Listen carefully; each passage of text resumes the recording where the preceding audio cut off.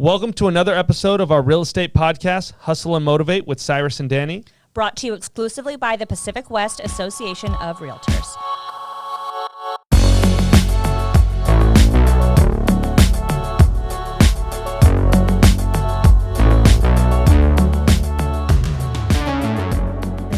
Well, we are back. Good to see you. Good seeing you too. How are you? I'm doing wonderful. And we have a special guest with us today. Yes, we do. We have the wonderful, beautiful Julie Spisak. Did I say that correctly? Anyway is fine. How do you actually say it? Spisak, Spisak. Right. I honestly don't know. So most people say it one way, and I'm like, there you go. We just roll with it. Yeah. I love it. Well, thank you for being here with us Thank you for today. having me. I'm super excited to unpack like your business, how you've grown it, and just all about you. So Absolutely. I'm excited for it. This week has been an interesting week for a couple of us, and Danielle was sharing stories, and so we were talking about having kids and being in real estate, and I wanted to start with that because I think that's a very real situation. I don't have kids yet. I know both of you do, and I know that it can be hectic sometimes. So, like, how do you guys deal with it? Day by day, of course. I'm sure you can relate to that. Every day is so different in my household, and you never know what you're going to get. So, and honestly, this business, you already have to be adaptable to so many different caveats, and being a mom is the same way. So when I go home, my kids could be totally great, and other days it could be totally meltdown day. The absolute worst. Yes. And I think it mimics real estate in a lot of ways. Being able to navigate through muddy waters is definitely a day-to-day part of our lives in real estate and mom life. I think that, something that really helps me keep it all together when it comes with real estate and motherhood, because they do have a lot of really big similarities, is like a routine, because we have to have some sort of structure, because the rest of the time we're flying by the seat of our pants. Yeah. So what are some of the things that you do? Like, what are some routines that you have within motherhood and how they incorporate with your business? So when I get home, I typically take at least an hour off my phone. So the phone gets hidden away. It goes upstairs on the charger. Teach me your tricks, because I have tried to do that and I'm so bad. Yeah. But anyways, this is so not about me. it literally goes away for at least an hour so that I can get dinner done. I can have like that focus time on their day, and just kind of like regroup everybody together. And then that way, I can be a better mom, and they get me present for at least that hour, right? Because our business is blowing up all hours of the day. And then I can go back to what I need to do for my business, for my agents, for, my escrows. And that's helpful. Yeah. Super Absolutely. helpful. So I was trying for a little while to put my phone on Do Not Disturb. My goal was 2 hours. Yeah. And then I just kind of realized, like, sometimes things happen. Like, sometimes, I know. one of my escrows is imploding, and I actually need to be present for that. And that's when I told my husband, I'm like, hey, I need you to take over right now. I know I'm supposed to be off the Absolutely. phone, but stuff is happening right now. And it kind of goes that same way when it comes with parenthood as well, because you might be in the thick of it with some of Right. your transactions, but Right. when your kid needs you, like, it's okay to put that client on hold for a sec and take care of your children. Definitely. And you I think know? it's flexibility. My clients who work with me know that I'm a mom as well. Yeah. And, I make this funny joke because they're with me a lot of times, and when my phone rings, I'm going to answer. I don't just ignore you because I have a screaming baby in the background, but I let them know, hey, I have my coworkers with me today. You can, hear them.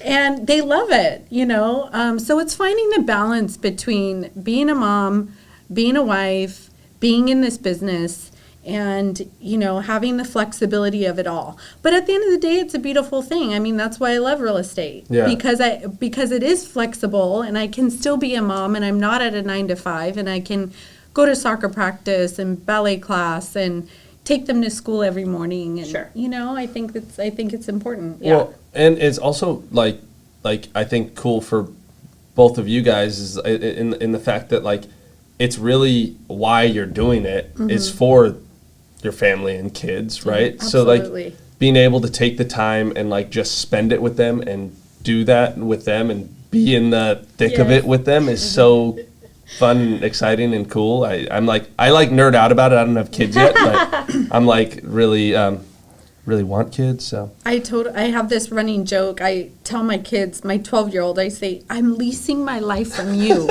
You know what that means? You know how like you have a rental and you pay rent every month? Yeah, I'm like paying rent to you. Like everything I do is for them, you know? And it doesn't matter. At the end of the day, it's all theirs. Yeah. So. Yeah, that's so true. Like you're building your legacy for them. And so like, So let's talk about that. Let's talk about business. Like, you're a broker owner. Dealing with the struggles of being a mom is one thing, but what about dealing with the struggles of being a broker owner? Yeah, you're responsible for. You are very responsible for a lot of people. A lot of people. Yeah. Yeah. You know, and I didn't know what I was getting myself into. It's just organically grown that way. I got my broker's license, I think, in 2016, so it's been a little while. And I've had the opportunity to grow very slowly, right? And everybody that works on my team has been great, and we're friends, we're like family, we're very tight-knit.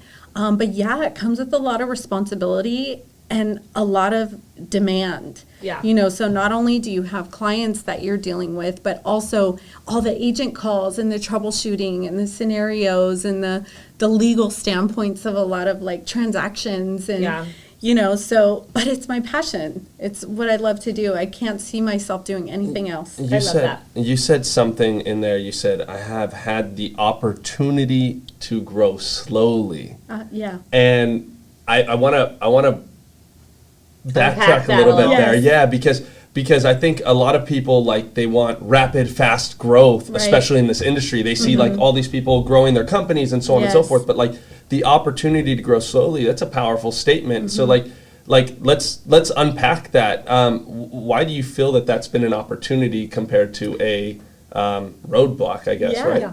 So my grandmother once told me, she says in real estate, you have to be patient. In all aspects of real estate. Real estate doesn't grow overnight.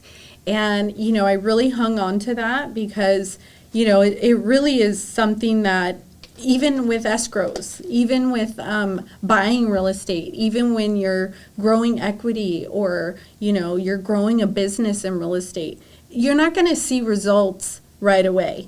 You know, especially if you're first starting and you just got your real estate license. It could take you 6 months to a year to reap a benefit of closing an escrow, right? Yeah. So when I decided to get my broker's license, I already knew in my mind that this was something that I had to grow slowly and be patient with.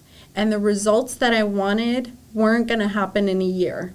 It was going to take a little while. Yeah. And I'm seeing a steady incline of sales and, you know, onboarding agents and, you know, I'm moving my office to a bigger space now, which is huge. That's exciting. Congratulations. Thank you. So, you know, it's, I want to build a nice big foundation so that I know success will be long-term versus something that crashes and burns. Yeah. Wow, that's really exciting. Yeah. So, like, as far as growing slowly, something that I have learned in my business is, like, whenever you feel like you're hitting a plateau, whenever you're like, okay, like, what's the next step? I'm ready to do that. If you look back and think, like, okay, 3 years from now, what would that person be saying? You'd be like, oh, my God, I wish I had that plateau at this point. Absolutely. You know? And so, really, what we need to focus on day in and day out isn't necessarily, I mean, we need to celebrate all of the results, of course, but focus on your activities, because what you do today and tomorrow and the next day and the next day, it's only going to propel you. You're either going to be moving up or you're going to be moving down. Exactly. So it's like every single decision comes down to that. Yeah. And whether it's real estate or eating healthy and wanting to lose weight, it's like this one decision, like, what am I going to eat for lunch today? Yes. What kind of lead generation am I going to do today? Is going to set you on that path for which direction that you're going to go. Yeah, and especially in our business, it's so hard to teach this. You have to physically be in it to understand, and be in this business for a while to know and learn that if you slack for even a week, that affects your pipeline for 6 months. Yeah. And I try to coach my agents through that all the time, that, every day you have to get out there, you have to grind, you have to keep going, or, you're going to fall on your face. Yeah. I had a conversation with one of my agents the other day about that. He was like, well, I'm not having the business that I want, and so on and so forth. I said, well, what were you doing 3 months ago? Right. Exactly. I said, let's talk about process over results. Right. Like your process, your day-to-day activity is more important than the result that will come, because the result will come if you focus on the day-to-day activity. The result always comes. It will, no matter what. Persistence here, it always pays off. I was listening to a podcast this morning, and just about business and stuff, and there was some kid who asked a question about, like, how do I become successful? I see all these people my age who are successful, and the person who was running the podcast was like, you have to be disciplined. Yeah. Everything comes with discipline. Like, the people who are major successes, who are going to be in it with longevity for the long term, they aren't something that just happened overnight. It's people who put in the work day in and day out and stayed disciplined, kept their head down, and kept grinding it out. Yes. There's no magic formula besides just do your work. Yeah. I love that. Yeah. Do your work and focus. Yeah, right? exactly. Yeah, but on every up. part of your life, you know what I mean? If you want to, have a better relationship with your partner, or if you, whatever that it is, it's like you need to, it's not a 50-50 thing. You need to show up 100% for your business, for your life, for your kids, for people every day. Definitely. That's so sick. And going, following that kind of thing, what do you attribute your success in the industry to? Like, if you had to pinpoint, like, okay, I gotta pick one or two things why I feel that I've been doing well and I'm successful, what are those one or two things? My heart tells me, when I started this business, social media wasn't around, right? So in 2007, I got in when the market was crashing, and everyone thought I was crazy. Yeah. What are you doing? Including me. You're crazy. Including him. Yeah, like, you shouldn't be starting in real estate. Like, I got every little naysayer, right? Yeah. And I kept going. And I was like, no, I'm Use that going as to do fuel. this. So I stayed committed, number one. Number two is I got my hands dirty. Like, I was pumping pavement. I was door knocking. I was flyering. I was doing open houses. I did everything I could possibly do to start my business, right? I didn't say, well, I'm just going to do this. Or I'm, I don't want to door knock because that makes my stomach hurt. Like, no, throw me into the fire. Yeah. And So it you're made good me at really sharp. getting uncomfortable. Yes. I love it. Teach me. I love that feeling of, like, the nervousness, and then you go tackle it and you're like, that was that bad? Yeah. Like, I could do this. I have learned that whenever I get, like, anxious over something, that I need to take action on it. And it's, half the time the stories that you tell yourself in your brain don't even come to fruition. So just do it. Right. Yeah. And at least it's done. Yeah. And then you know the answer. You don't need to stress Exactly. out about the answer. Yeah. So I'm working on getting uncomfortable, clearly. but I literally was uncomfortable for a good, 2 years And when look I how first much you've started. grown.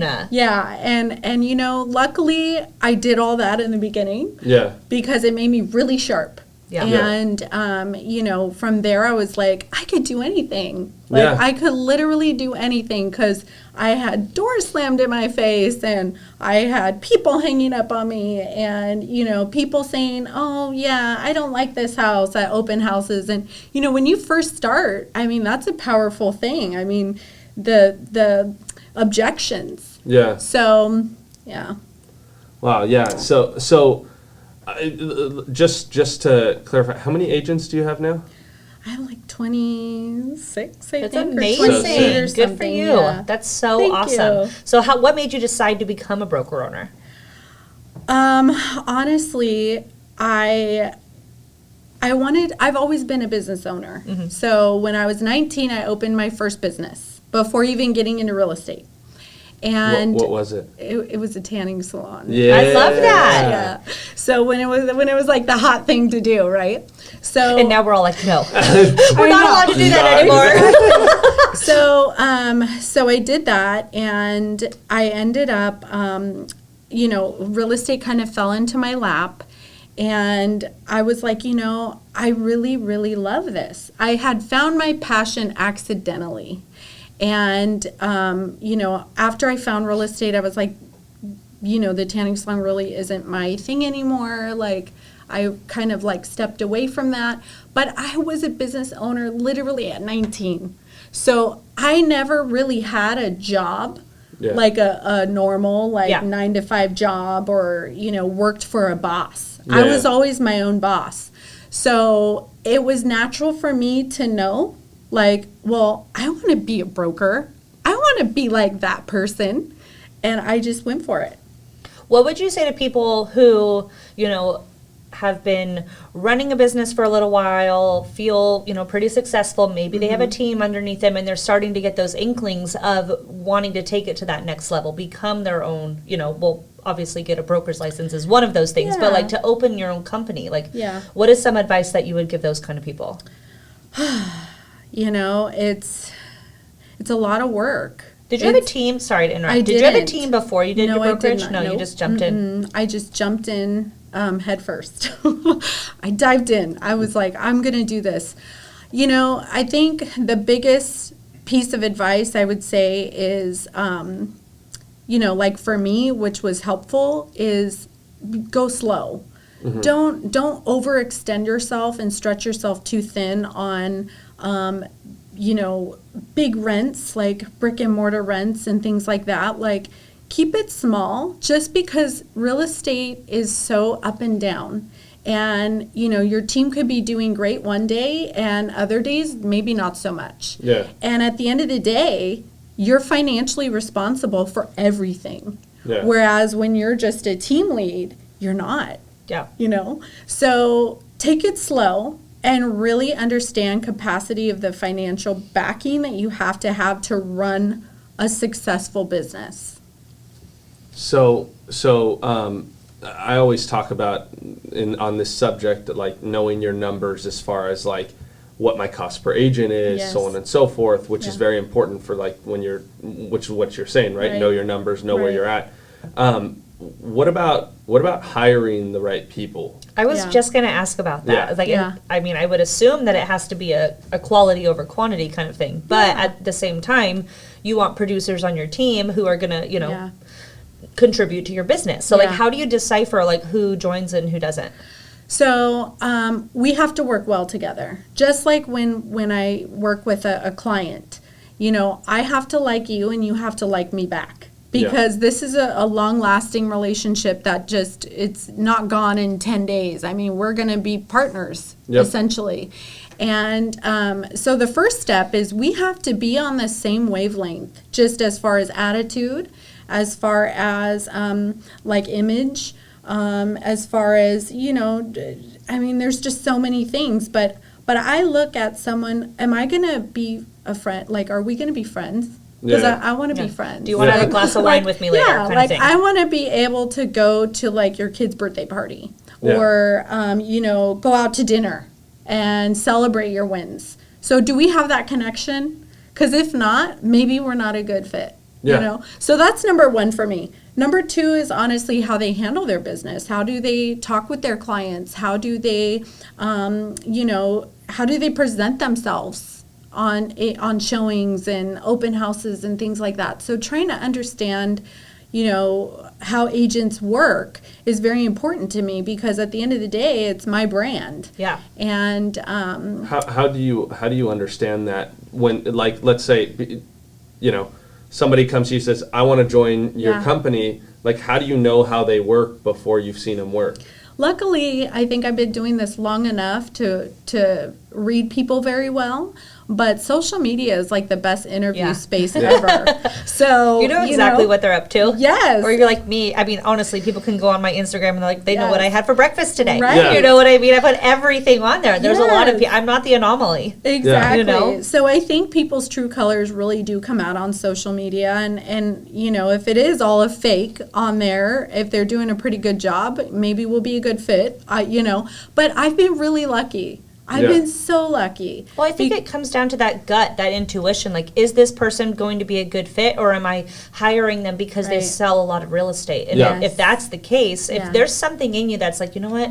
Yeah, they sold 15 houses last year, and that would be Right. amazing to contribute to my Right. business, but something's feeling off.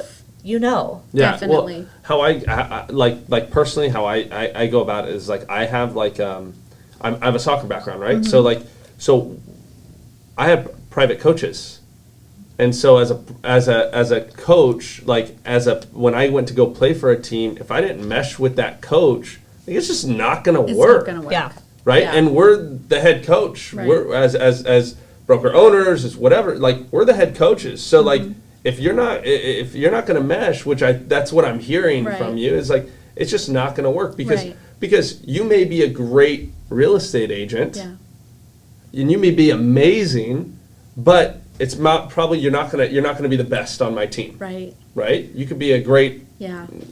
forward, but you're not going to score the most goals on my team. Maybe Right. someone else, Right. but not on my team. Exactly. That's really cool. So Yeah. you've understood that is what I'm Yes. hearing. Yeah. Yes, and you know, I've been lucky also because a lot of people that are on my team started from the very bottom. So like they're like, Julie, you inspire me. I want to get my license. They're trainable, they're coachable, and I'm like, I will help you. Oh, wow. Right? Those are my people that I'm like, yes, I would love to have you. That is so, I mean, honestly, that's huge because for you, if you think about an ROI, like as a business owner, you put a lot of time and energy into these people in order to grow them up, for them to make Blood, sweat, and tears. You know what I mean? But like, how special and beautiful is that? I mean, you must have like a new agent program like built out or something like that. I do everybody kind of one-on-one because everybody works so differently. Yeah. So I'm able to do that because I don't have that many agents. So I'm very particular on who I'll invest my time in, but depending on how they work, what they need from me, I'll kind of cater a program to them. How do you So- still find time to sell I know. between being a mom and being a broker and Yeah. and still selling real estate, still producing? I just take it day by day. Yeah. Do you have like a schedule you follow? Like something that like My you like iPhone girl. Yeah. Everything is in my iPhone calendar. I'm super old school. I literally just I have a lot of spreadsheets. I'm on my phone a lot all day long.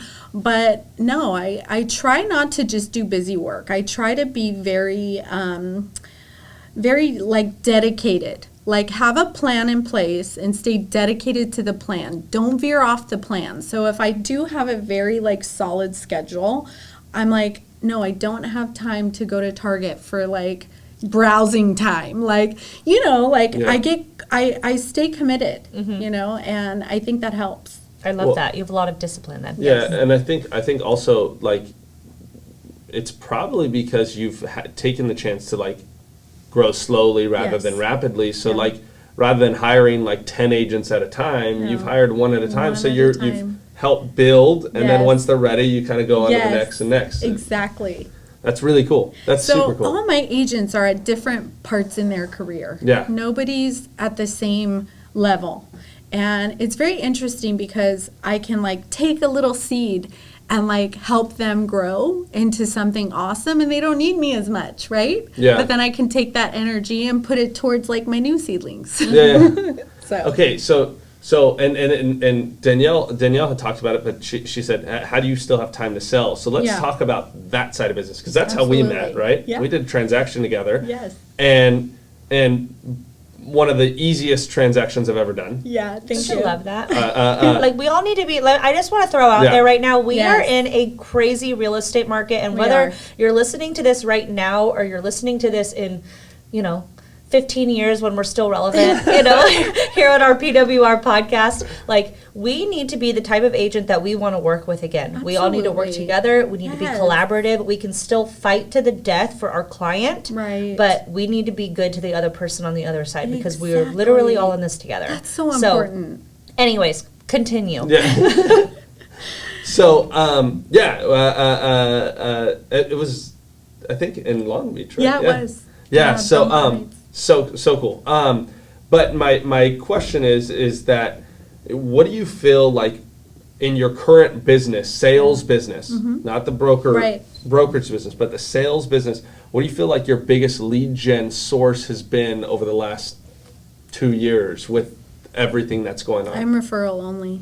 I was There you going to go. say, by what you were Yes. talking about with people on your team and Right. taking them out for dinner and Right. everything like that, I was like, I can tell that you work a very relational business. That's it. Where people, the relationships that you have with your clients Yes. are always going to come over a paycheck, always going to come over Absolutely. a transaction. I sharpened my axe 15 years ago, right? So I was chopping wood a long time ago so that when I got to this point, I didn't need to chop, Yeah. right? So now I'm at a place where my phone rings because of all the business I did in my previous years. All the chopping wood I did is now paying off. Yeah. So, it took a long time to get there, but the networking I do is at birthday parties, baby showers, stuff I enjoy, girls' night out, dinners Love that. with previous clients. I mean, I do what I love every day.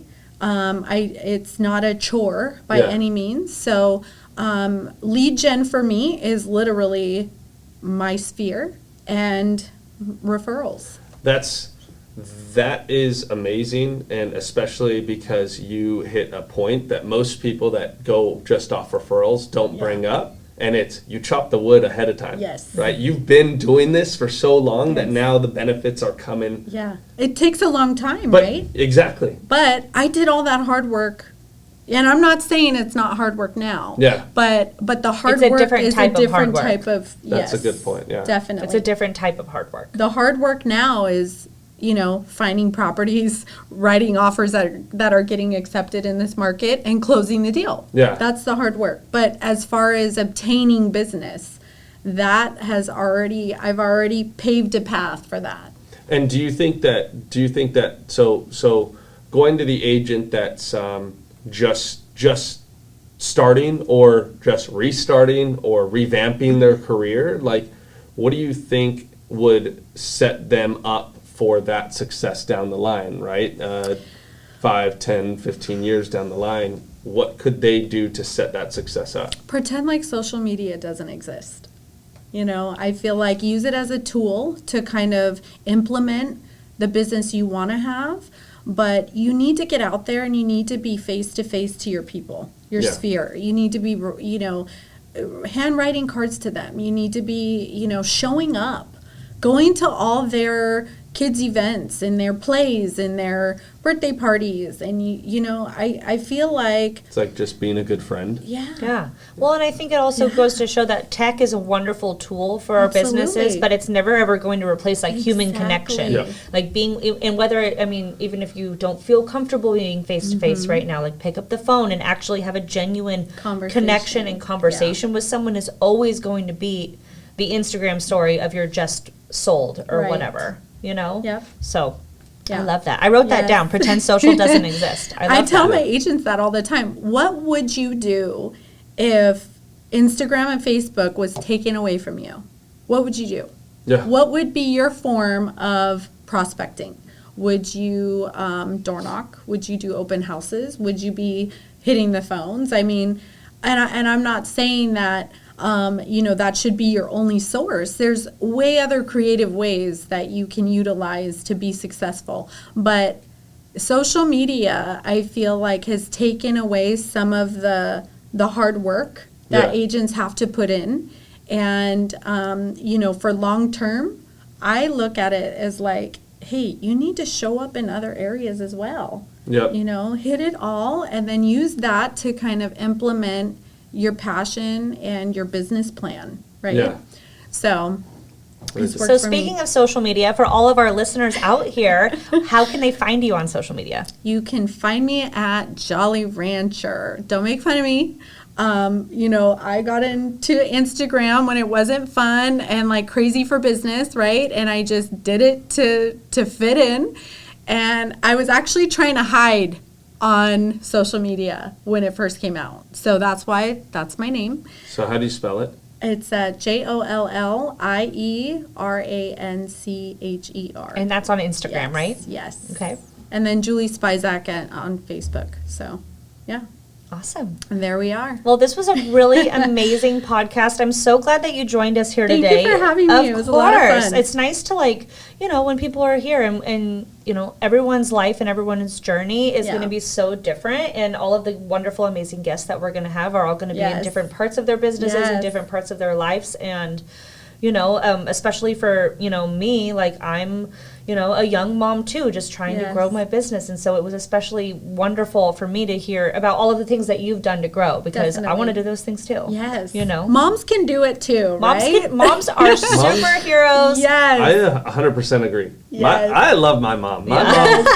Without my mom, I would be literally nothing. So Yes. it's like moms are the best. And then Yeah, if you're a mom, you can essentially Crush it. do anything. Yeah. literally anything. Yeah. Super women. Yeah. Well, I thank you for appreciate having both me. of you guys. I appreciate you for being here, Yes. and appreciate you guys for listening. So thank you. Thank you for tuning in for this week's episode. Make sure to give us a follow on Instagram at Cyrus Andre. At Dani Femmel and at Pac West Realtors. Keep hustling. And stay motivated.